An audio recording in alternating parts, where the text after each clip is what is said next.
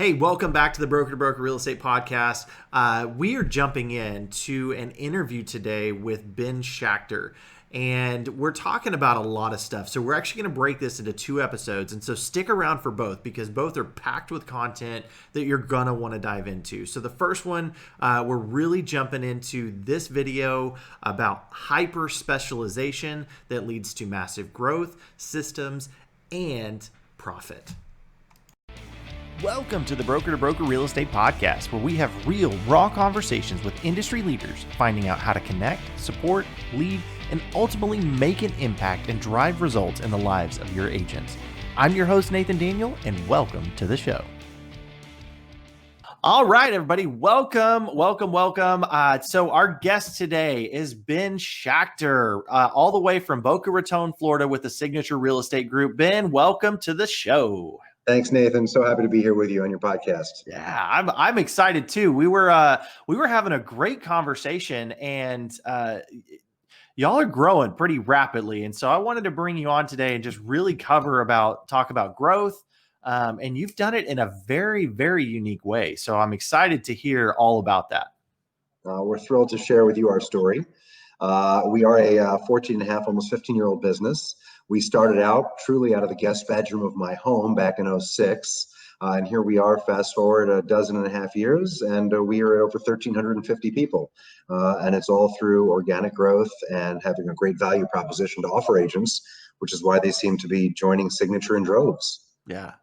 Well, that's, I know you talked about growth, and you said over 1,300, 1,350, and the number of people you're onboarding every month is amazing, and you're seeing some rapid growth. But before we get there, before we start talking about, let's go all the way back to the beginning. All right. You said you started in your house, right? In a bedroom. Well, if you really want to go back to the beginning, I started in high school when I was 15, over 25 years ago.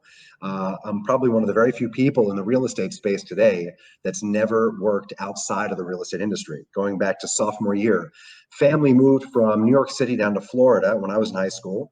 And mom and dad said, since you seem to have a lot of free time on your hands, you better get your first teenage part-time job. And at the time in the state of Florida, it was illegal to work under the age of 16, and I was only 15. So where else could I possibly find a job? Cash under the table, off the books, of course, in real estate. Of course. We know how things worked back in the early 90s.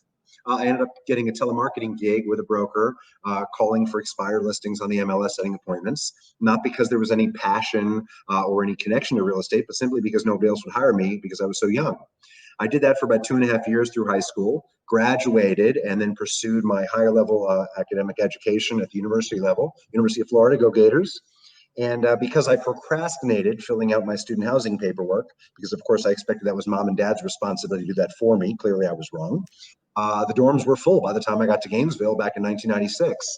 So they referred me to an off-campus brokerage company that had nothing to do with the student body, but they helped a lot of students find off-campus housing. And there was a placard that changed my life on the desk. It said, "Help wanted, inquire within." So I knew that the allowance my parents were giving me in college was insufficient to properly date and socialize and buy football tickets. So I knew I had to supplement my meager allowance by getting a part-time job. Luckily, I could work legally in the state of Florida because now I was 17 and a half years old. So I applied for this job in this brokerage office while simultaneously looking for a place to live off campus because I was relegated off campus with the dorms being full. And sure enough, by accident, I got my second job in real estate. And it's all due to the fact that I never filled out that housing paperwork. Had I gone to the dorms, I'd never be working in the real estate business. I'd been waiting tables. I could have been working at a convenience store, but I ended up in a real estate office my first day on campus. I went from the low levels of cleaning bathrooms and Windexing the front window in the real estate office to the fascinating world of technology. They introduced me to fax machines and loading copy paper in the copiers. That was awesome. Whoa, slow down there. Fax machines, yeah. Right. And then over time, I kept growing with this brokerage office. I ended up being the office manager after 4 years, which in and of itself is rare that a college kid would stay at the same job for 48 consecutive months through college. So much so that I really seemed to have a knack for real estate. Never had a license at the time, was doing everything administrative and clerical that didn't require a license. And by the time I was 21, I gave my parents their worst nightmare following college graduation. Mom, Dad, I know exactly what I want to do. Of course, they were happy. When they found out what I wanted to do, not so happy. I'm going to get a real estate license, going to brokerage. And they said, you're supposed to go to law school. You have a political science degree, which basically means you have a BS in BS. Perfect for being an attorney. However, mom and dad realized that I was very headstrong and I wanted to get a broker's license.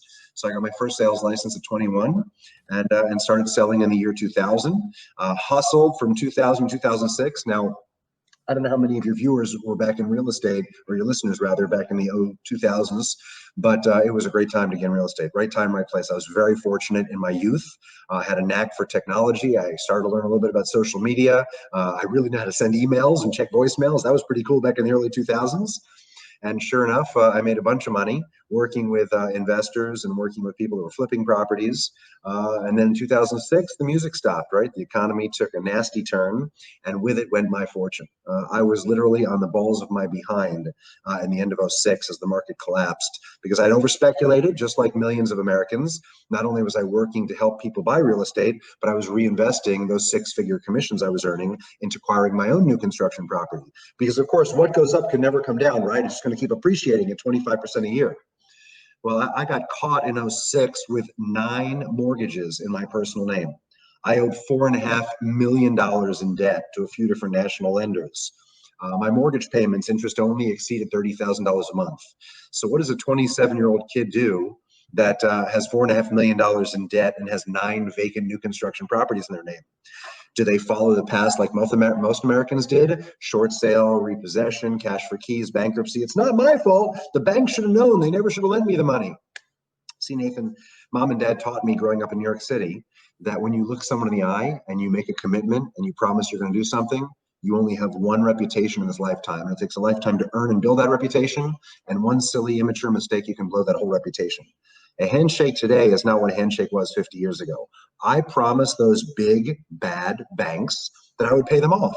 There was no fine print that said, hey, if the market takes a dump, you don't have to pay us back. Don't worry, we'll forgive you. I mean, it fundamentally bothers me, Nathan, so much in this country that you can stiff your mortgage lender out of $1 million, but if you steal a loaf of bread from the grocery store to feed your starving family, you're going to spend a night in jail. How does that make sense? It just does not rationalize in my head. So sure enough, I sold my really nice luxury automobile. I sold my very expensive jewelry. I sold my own personal residence. Heartbreaking. I gave up my Bull Gator football tickets, big investment there, gone. Oh, Gave up everything that I had acquired making millions for those early 20s, things I didn't need, but I just had to have. And I was able to pay down the $4.5 million in debt without missing a mortgage payment, without a single day of delinquency, from $4.5 million to $2.5 million. So you can really wrap your mind around how much garbage I had acquired in my personal life to be able to liquidate everything and get my hands on $2 million in cash. I then was able to sell those 9 albatross properties for the $2.5 million that I had bought 1 year prior for $4.5 million. Knife in the heart. But while I was flat broke, while I didn't have a place to live, while I traded in my car for a bike, while I traded in my Rolex for a Casio calculator watch, mom and dad were nice enough to let me sleep on their couch. And I rebuilt myself by going back to real estate school, getting a broker's license, upgrading my sales position to a brokerage position. Now, of course, my folks were not thrilled because I had just blown through millions of dollars. And they said, who's going to possibly listen to you? Why does anyone care about a flat broke kid in their mid-20s who lost everything? And I said, listen, 2 things. Number one, from 15 years old to 27 years old, I learned a lot about this business and I made a fortune. I made a bad mistake. I over leveraged, I over financed in a matter of 1 year, and I wiped out 15 years of wealth with 1 year of poor choices in business. Nothing illegal, nothing criminal, just poor business choices. I think that resonates with people. I think people appreciate that if you can teach them about your mistakes so they don't repeat them, they appreciate that. And I really think people appreciate when you don't tell them you were born with a silver spoon in your mouth and everything you touch turns to gold and everything's perfect and you're just lucky all the time. I haven't been lucky. I haven't been lucky. So hard yeah, work. hard work. I mean, starting from 15 years old until the time you're 27, what I heard was you're just gaining a ton of experience that takes some people 40 years to gain. And you just did it in a very fast period of time. Honestly, it sounds like you did a lot of it in a year and a half period of time where you went, okay, like what actually is important. And all of a sudden it's like, I've got to figure out a way to get out of this, but I'm going to do, and I've got this shirt. It's from an organization because I said I would, which I love it. Like shout out to them. They're doing some amazing things. and it's it. Like the handshake is not what it used to be, and that's the way I was growing up as well. And it's it's it's important to remember that. And I like what you just said. Your promise, and what I heard out of that, your promise equals your reputation. And I like that because it's true. And your parents were very wise because, once your reputation is tainted, it's hard to get that back if you can. It haunts you. So I got my brokerage license in 2006 because I wanted to take my story that I just consolidated in 2 minutes for you that Yeah. lasted a dozen years, and I wanted to be able to share that message. And it resonated because I started out with a small brokerage with just a dozen people. I've got two great partners, a partner who's a CPA who helps me keep on the fiscal, logical, conservative side of the table. I've got a partner who's an attorney who helps me with the legal ramifications of the real estate business. And we built that business, which is a completely independent brokerage we proudly call Signature Real Estate Companies, from a dozen people day one to where we are now with well over 1,000. So it's been astronomical growth. And I attribute that to a few different things. Can I dive into that, tell you what I think separates us? Yeah, well, before we get there, I Sure. definitely want to hit that. Before we get there, I want to go back to, and maybe this leads right into that. Like when you started Signature Real Estate, it was different, and maybe this is where you're going. Um, when you started, it was a very unique way that was different than what most agents as well as brokers do. Most brokers go out, right? They go out. Most agents go out, like wherever I can get the business, wherever I can get the agent, I want to go find them, and then they can come land inside my organization. You did it a little differently. So let's talk about that if you're okay with that. That's the perfect lead, and that's where I was going. So I Okay. appreciate that. We decided with my business model that I developed that we would specialize as opposed to going wide. We want to be very hyper specialized. In fact, I call it subdividing. It's a phrase that I had coined 15 years ago. Most people think of subdivision in real estate. They think of a farmer selling a plot of land to a developer, chops up the 100 acres of palm trees or orange groves, and then puts 100 houses on them, subdivides it, and flips it. That's not how we subdivide. We subdivided the industry itself. Most large brokerages, marquee, flagship, impressive companies, Coldwell Banker, Remax, Berkshire Hathaway, Century 21. Generally, they're general real estate. They sell everything. I didn't want to compete because I didn't think I had the capacity to compete with the big global companies out there. I wanted to be very focused. So I chose a path that I thought was ripe, and that was the 55 plus senior housing market. And I became even more specialized than just 55 plus senior housing. I picked one particular neighborhood, one development, one gated community that I thought was very undermarketed that could be advertised aggressively and we could do very well. So I picked the community with my partners, Century Village. Now I realize you're not from South Florida, but we do have a tremendous community here, Century Village, that has 4 locations: the cities of Deerfield Beach, West Palm Beach, Boca Raton, and Pembroke Pines. And these are very modestly priced 55 plus condo complexes. Between the 4 locations that have between 7,000 and 8,000 units per location, we've got over 30,000 condos in these communities. Now, if you're like me and you're a fan of Disney movies and you've seen the movie The Lion King, you know the circle of life is you're Yep. born, you live, and then you die. Well, in senior housing, there is a consistent 7 to 10% turnover every single year. Doesn't matter who's in political office, doesn't matter what's going on with the economy, doesn't matter what's happening with COVID, doesn't matter what's happening with the environment, doesn't matter what's happening in the stock market. There is going to be a natural attrition of 7 to 10% because of the age of the residents in the community.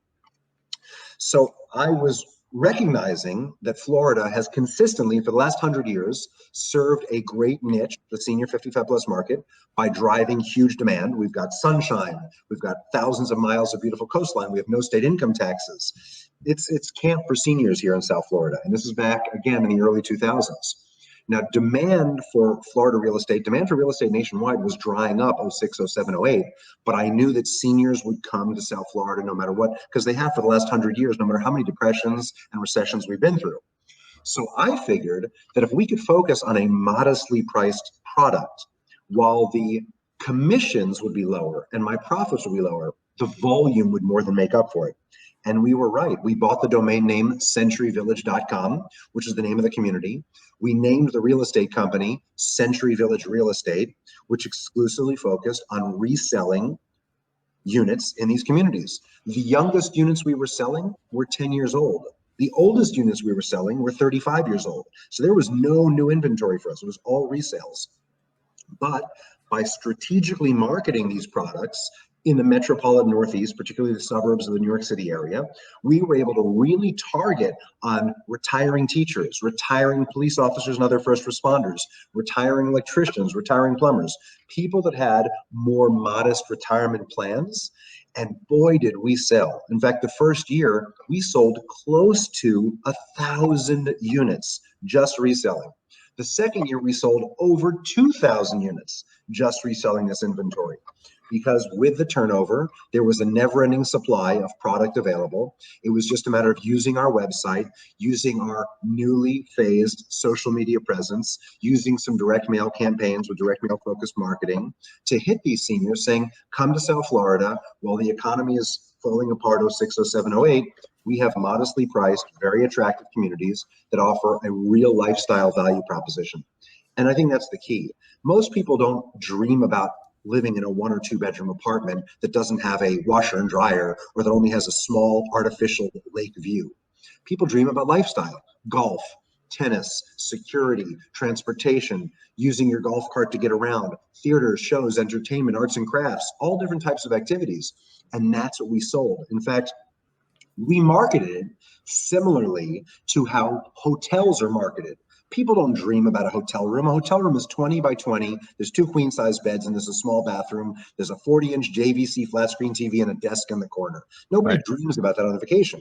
They dream about the beach. They dream about the casino. They dream about the nightclub, the swimming pool, the cocktails. They dream about the amenities. And that's what we focused on, marketing lifestyle. In fact, one of the founders of the company came up with the phrase, we add years to your life and life to your years.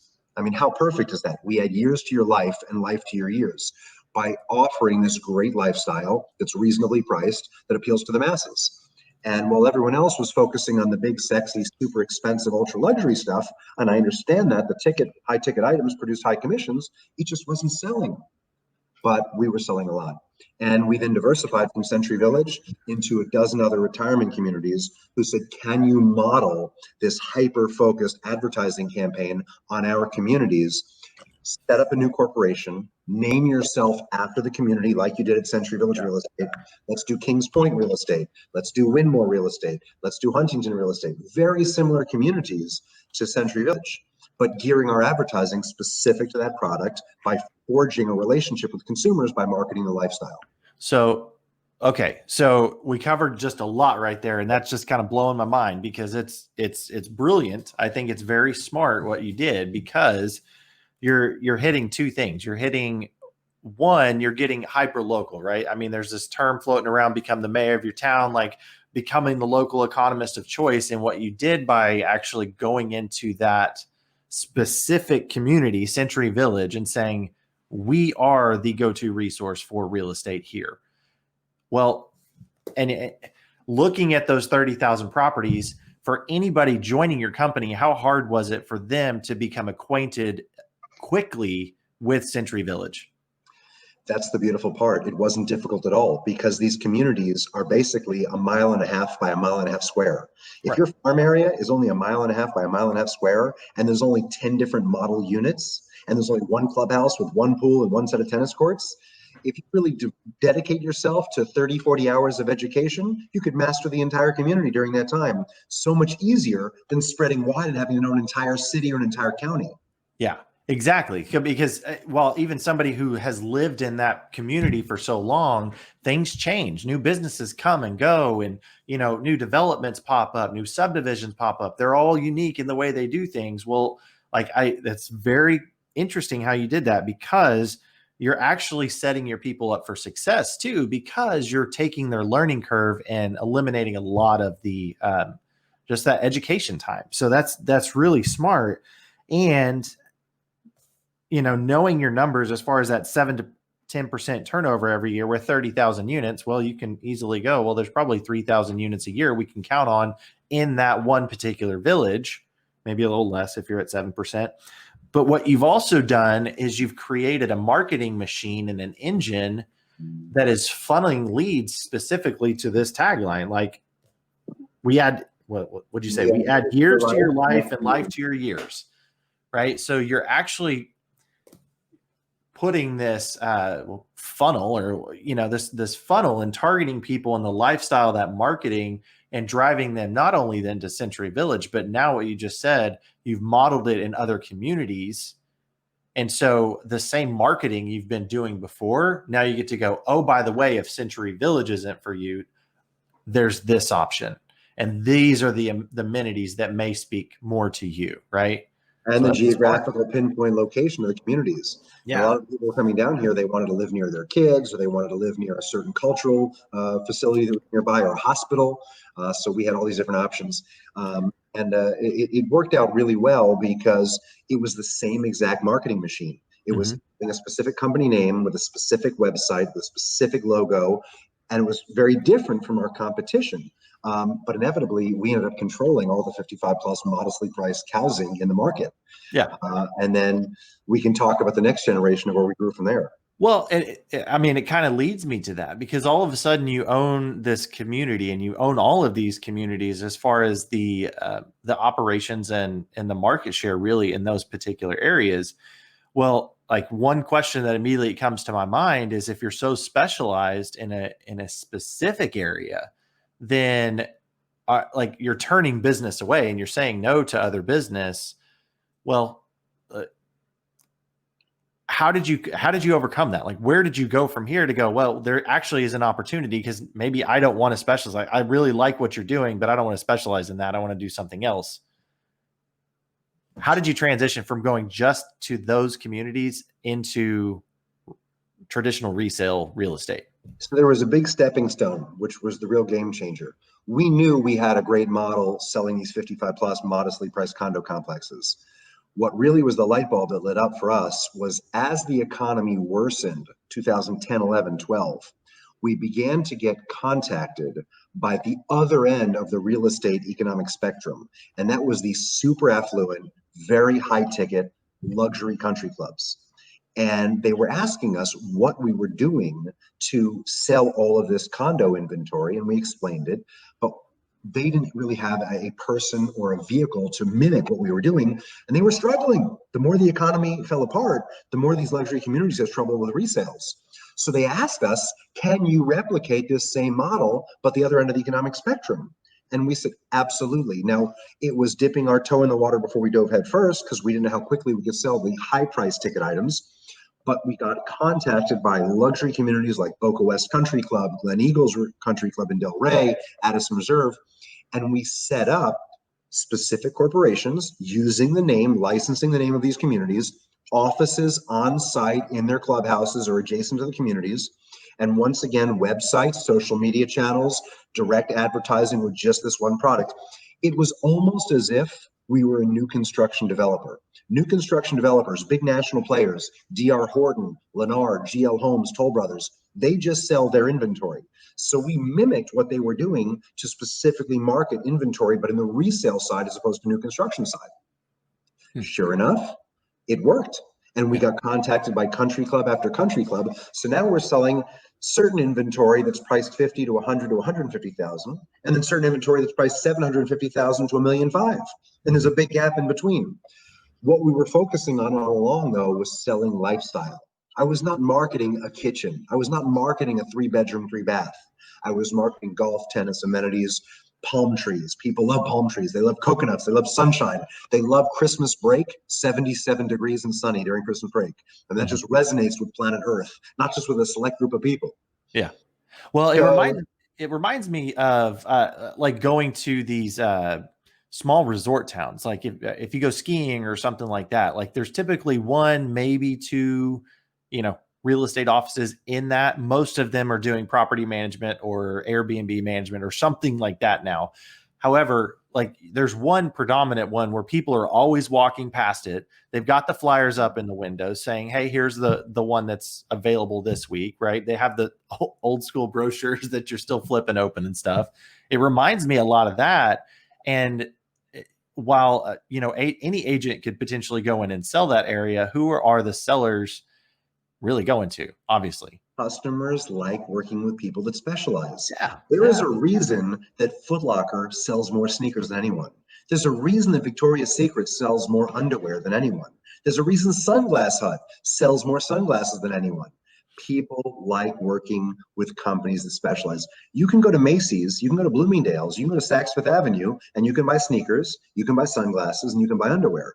But there's a lot more of that product sold in the specialty boutiques than in the big department stores. Yeah. And general real estate is more so like a big department store, where the specialists, the boutiques, are more like what I'm explaining. So the next iteration of our business is, as we bombarded the Northeast, as we bombarded the upper Midwest, parts of Chicago, parts of Detroit, as we bombarded Toronto and Montreal with our specific product advertising, we were receiving hundreds of thousands of inquiries per year because people saw beaches, they saw palm trees, they saw golf, tennis, swimming, oceans, boats, the West, all the things we love about Florida. But there was a large number of people that we couldn't help. They were too young to live in Century Village. They didn't play golf, but they liked the homes in Addison Reserve or Boca West. So maybe they want a golf membership. They wanted to see the ocean. None of our communities were directly on the ocean. They had a boat. They had pets. Some of these communities had pet restrictions. So we had to figure out what to do with 50+% of our leads that were inquiring about our products, that our products were not appropriately fit for them. Now, when you shop at Amazon and you type in a product, you might be looking for a brand, but Amazon is brilliant with technology that they show you dozens of other similar products that might meet your fancy in the margin next to what you're looking at as the main product. So we came up with that model. Of course, we're not Amazon. Of course, this was 10 years ago, but we said we're going to take these leads and we are going to send them into general real estate. But rather than send thousands of leads on a referral basis to another existing corporation, we set up Signature International Real Estate. And Signature International Real Estate is the very first iteration of general real estate that we forged our way into through the Signature Real Estate companies. See, the Signature Real Estate companies is the mothership. That's the umbrella organization. And we have dozens plural, of subsidiary brokerages under the Signature Real Estate companies umbrella. Why Signature International? Because the word international has some sizzle, and we had a ton of international inquiries. So international people see the word international, light bulb goes off, this company must be good for me. Yeah. I'm all about marketing and branding and focusing in on servicing my clients, whether it's buyers, sellers, landlords, or tenants. Well, that's what I was going to ask you next was actually, so you hit the North really hard, you hit the Midwest really hard. At what point and do you start marketing internationally? Well, at first, we weren't marketing international because all of our buyers came from the Northeast and Upper Midwest. But of course, with the power of the World Wide Web, as it's expanded, and I think the statistic now is over 90% of homes in the world now have internet access in their house, 80%, 90%. People are looking online from wherever. And America is always a safe haven and a place for foreign nationals to come and enjoy themselves or invest. So we put international in our name to service and appeal to those folks. Today, we speak more than 50 languages in our company, and we have agents in our firm that were born in over 60 different countries worldwide. Wow. Yet they all live and work in South Florida. So they've immigrated here from other parts of the world, and we are very, very focused on servicing those international clients. So we started to take the spillover leads from the 55 plus and from the luxury country clubs and share those with our general practice brokerage servicing clients. Then Signature International Real Estate had a new metamorphosis. We started to focus on some very expensive multi-million-dollar properties, hence the birth of Signature International Premier Properties, because Premier Properties sounds even sexier with more sizzle for luxury homes. At the end of the day, our company sells everything. The very first time we got inquiries from commercial customers, we set up Signature Commercial Real Estate. Every company is a separate corporation with separate licensing, separate logos, separate websites, separate branding. Does this make it incredibly challenging and expensive for us? Absolutely. I have to have 26 logos and 26 websites and 26 licenses and 26 sets of insurance and on and on and on. But the upshot of that is I'm able to create instant marketability with my target audience. I'm able to create instant goodwill with my target audience. And I'm able to represent myself through all these different subsidiaries as specialization. If I may, we talked about this on a previous offline chat. I look at the Marriott Hotel Corporation, and I'm just enamored by the Marriott Hotel Corporation. They have 36 different brands of hotel chains they own, from the super luxury Ritz-Carlton and JW Marriott to the very modest Courtyard Inns and Suites and Spring Hill Suites. They range from $49 a night to $499 a night. It's still a hotel. Right. And the Marriott hotel chain is right in the middle, around $250 a night. And they've got a wide spectrum of different brands. It'd be a lot easier and cheaper and more practical to call everything Marriott. But people who stay in Ritz-Carlton at $500 a night are not looking for the Courtyard name at $49 a night, and vice versa. Well, so we do yeah. the similar thing. Yeah, and the level of service that they're going to get at that $500 a night versus the, go into the hotel, like I'm driving down the highway, I just need a place to put my head, right? It's an experience that you're going into at the Ritz-Carlton, right? I mean, they know you before you even get in the door, and it's like next level service, and they know who their client is. And that's where I see that you've done that. And yeah, it may be more expensive. There is a lot more licensing and costs and everything else. However, with a new brand, anytime that you open up or that specific audience, you can take the same model that you've already learned and quickly start marketing to that specific thing to gain traction. That's absolutely right, Nathan. And I'll also share with you that when you specialize, like our friends at Victoria's Secret and like Foot Locker and like Sunglass Hut, you actually have higher profit margins. Customers will willingly and knowingly pay more for a canvas tote bag in Louis Vuitton than any other canvas tote bag store on planet Earth. They will willingly and knowingly pay more for a sterling silver keychain at Tiffany than any other sterling silver supplier on planet Earth. Customers accept that because they want to work with people who specialize and have expertise in whatever business they are doing. Yeah. When you want a deal, you don't go to a specialist. You go to someone who wheels and deals. When you want true expertise, true market insight, true knowledge, and true plethora of inventory, you go to someone who has their finger on the heartbeat of that product. All right, so we've been talking to Ben Schachter in this video, and get ready because the next episode is going to be dropping very soon, and you're going to want to tune to that because then we're talking about how growing from very small hyper specialization and putting systems in place to now how is he growing and adding agents at a massive rate systematically. Thank you for tuning in to this episode of the Broker to Broker Real Estate Podcast. If you like what you heard, make sure you subscribe to the channel. For more information, tools, and resources, go to www.brokertobrokerpodcast.com, and always remember, be you and be real. We'll see you on the next episode.